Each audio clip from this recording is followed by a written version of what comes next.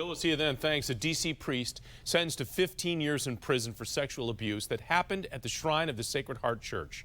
The punishment thanks in part to the young victims who testified against Urbano Vasquez.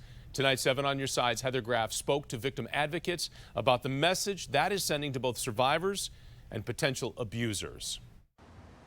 At Shrine of the Sacred Heart in Northwest Washington, Friday night mass took place as scheduled, even as parishioners processed the news they learned just hours before. Their former priest, Urbano Vasquez, will spend the next 15 years behind bars for sexually abusing 2 children in his church. It's a long sentence, and it's one of the longer sentences that I've seen. A sentence that sparks a wave of emotions for Becky Ianni, who as a little girl was abused by a priest in Alexandria.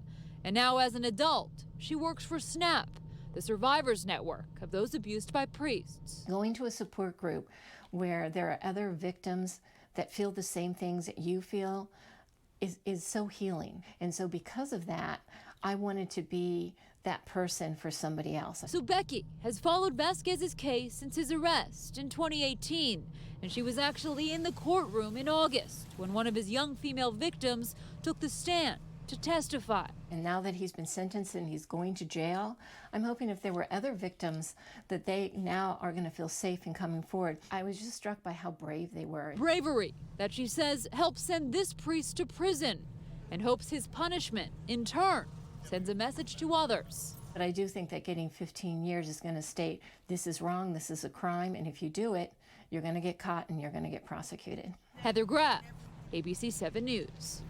Now, in the wake of sex abuse scandals nationwide, U.S. Catholic leaders mandated review boards. An Associated Press investigation actually found that many gaps now exist in the process that have led to dozens of cases rejected by boards, but then later validated by authorities.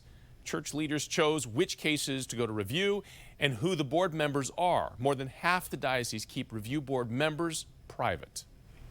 Survivors of sexual abuse, whether at a church or other location, can call the Clergy Abuse Reporting Line or send an email to report it. The information we have on your screen is also available on our website, WJLA.com.